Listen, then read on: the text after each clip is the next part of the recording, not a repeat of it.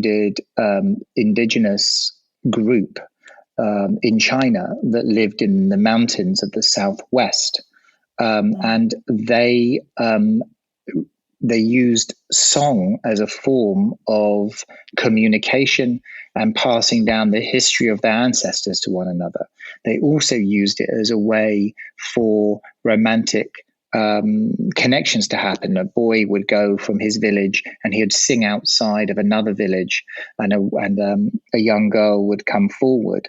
And if their voices matched, they would end up in a courtship process.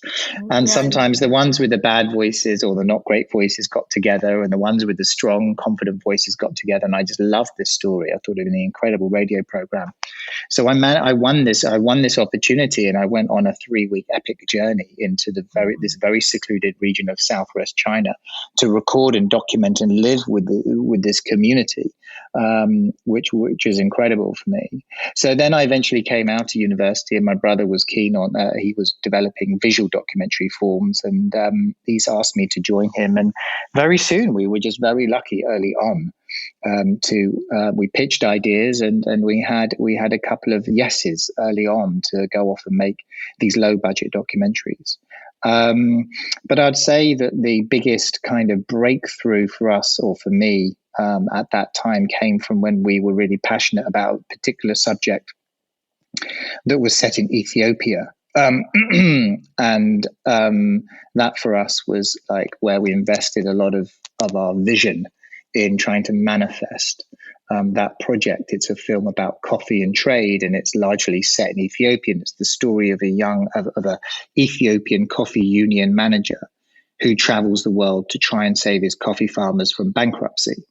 And we spent a good couple of years on this story. It was very successful. It was called Black Gold. It premiered at the Sundance Film Festival in 2006 and went on to be distributed in cinemas worldwide, and had a massive impact on people's perception of Ethiopia being not just a barren landscape that needs food aid from the Western rich countries, but actually a very rich country, part of a rich African continent that grows some of the best quality coffee in the world. The champagne of coffee is known to be in Ethiopia, yet they were getting a price less than what it cost them to produce, while companies like Starbucks were starting to explode in the billions of profit margins. Wow. As it was appearing on every street corner. So again, I think we use the power of documentary to really try and frame or make essentially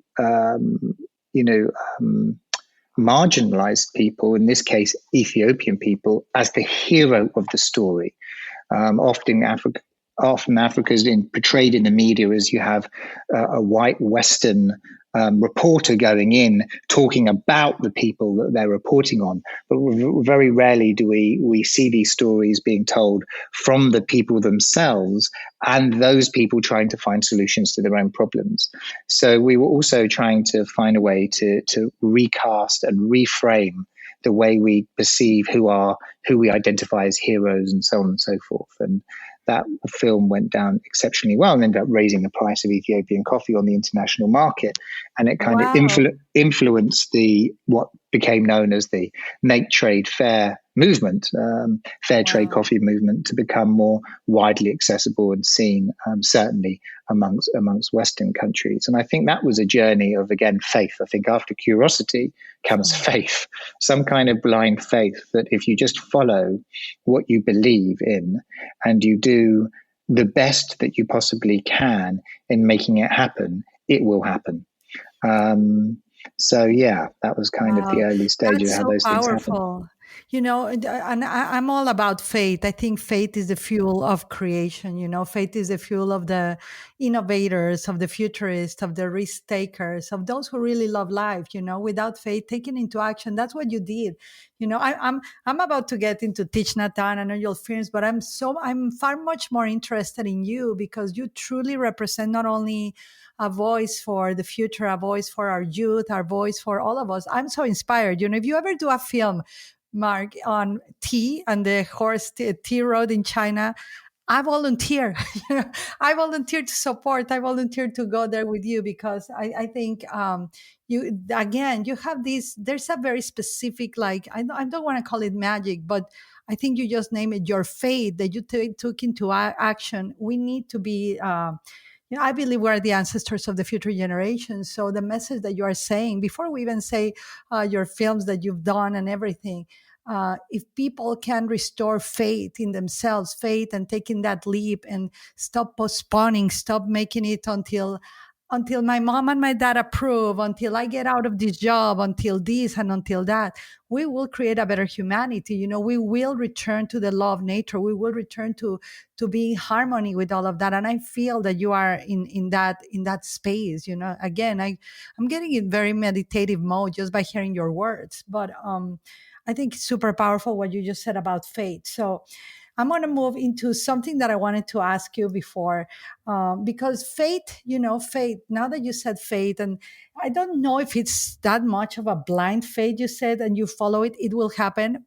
But I know that the faith with the certainty that you have, you know, how you said it will happen, it's like, there's no doubt, right? There's no doubt. So, but faith is also something that is like, I call it the laboratory of consciousness, where all the great things of life happen with our beliefs and with our actions, and where we create new futures. And I know that Harper's Bazaar, if I remember well, I have my notes here, yes, called you a household name of the future. What do you think of the future? You know, what do you think? How do you think film production, faith, all that you are doing impacts the future generations from the here and now? I don't think about the future too much. I think I'm very just focused on on where I'm at right now in my life. I think I would like to be more future orientated. Mm, But I think what I'm trying to do is, as I said, I think at the beginning, is I'm kind of aware of what the mainstream narrative, the mainstream media narrative puts out to the world through, let's say, news and through more kind of highly commercialized um, films and advertising and commercials. And essentially, what I'm seeing is that the underlying theme that comes through is a theme about fear, is making people stay in fear of something going wrong or something happening. Everything is bad, and and feeling unsafe, and the feeling of feeling of being insecure. And one way to create fear is to make people feel separate from their own selves, separate from their communities, separate from nations, to see these feelings of doubts and judgments towards one another. And when you have complete separation, then you have control, because then you can start controlling the masses to follow what the authoritative voice is telling you to do without questioning.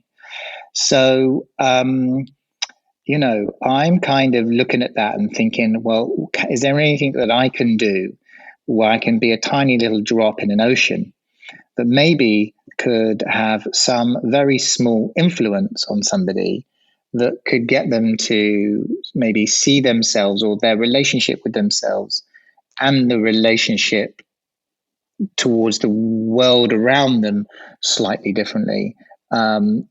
And maybe that, rather than us kind of thinking that there is only one truth or we have all the right answers, but just to inspire people to really just have more questions rather than jumping to conclusions or believing they have the answers.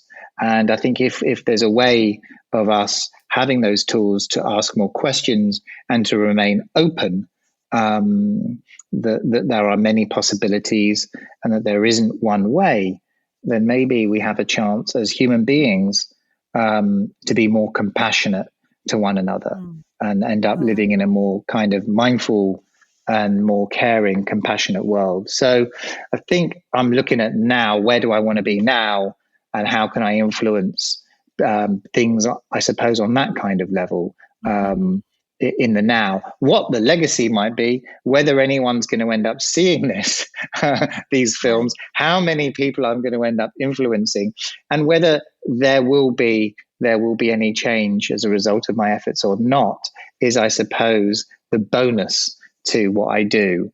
But I think primary, it's just following something that feels truthful to me, following my curiosities, and then using my films to kind of share with others the kind of things that I discover, and let my audience make up their own mind about what they think. I try very hard not to say explicitly, this is my view, you need to have it too, but trying to say more like, well, hey, look, this is an experience that I've had, and this is what I've seen.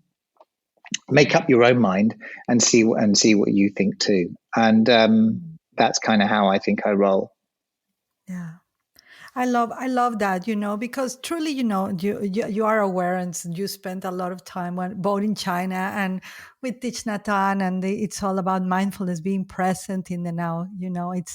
I always say, if you are not present, the word says it, you will resent not have being in this moment. You missed all the curiosity, you miss all the use, right? But when I read what that Harper's Bazaar calls you a household name for the future, I was like, okay, that's interesting, right? Because he's not about what he's going to go to do for the tomorrows, but the legacy that legacy for me is not something that you leave behind you. It's something that you are living in the now. So your curiosity, and you living this, you living your dream, you're being a representative of, I'm following my curiosity, I'm doing what is truth for me, and I'm not telling you what to think. You get to choose how. And I love what you said about questions. So if we can all have more questions, that for me, questions are like a quest, right? It's like a hero's journey in each question, but questions for me open the portals of creation, open the portals of magic, of mysticism, of all of that. So I love what you are sharing here. So I'm going to move now into Thich Nhat, because now I have my curiosity. Like, I can just imagine, you are arriving there and you had the same mindfulness, by the way, filming him as he was having the mindfulness of himself. I could perceive, like, wow, there's no separation of the camera, the filming of the monks, the filming of Thich Nhat. I could feel like there was like this. I don't know if that was your experience, but I experienced like there was a communion while you were filming that. So tell me a little bit. I would love to talk hours. Like, what was your experience of being with Thich Nhat, and how did you ended up filming him? And amazing that you get to release the film exactly after he transcended his body, right? After he passed. So tell me a little bit about that experience. This point that you're making about doubts and not doubts, I would say on the journey of faith, there are doubts. I didn't want to leave you an impression that it's all just clear cut and it's like, oh, I'm going to win this, or this is going to happen. Yes. The journey to this is like, on one level, it's a treacherous journey of complete self-doubt and fear of failure. And then there's the kind of just what brings me through is just deeply trusting that somehow this is going to turn out on the night all right. And I think that I had got to a point where I was very successful with what I was doing in my film career quite quickly. But what I was finding was that I wasn't feeling happy with myself. And I'd achieved this success, but this career success wasn't equating to happiness. So I was feeling a bit depressed, and I was about to become a father for the second time. And I was asking myself this question about what kind of education can I offer my children? What kind of education should I give my children? And do I know enough myself in order to be the kind of father that I imagined that I would like to be? So as I was having these questions, a good dear friend of mine who is also a filmmaker called Max Pugh called me up, and he said that he's received an invitation from the monastery of Zen master Thich Nhat Hanh to explore the possibility of making a film there. And would I like to join him, because he knew that I had flirted with Buddhism as an interest in the past, and because Max Pugh's brother had ordained as a monk inside this tradition of Plum Village, of the Plum Village tradition. he had received this kind of very personal invitation and asked me to join him. So I just felt, wow, I'm curious.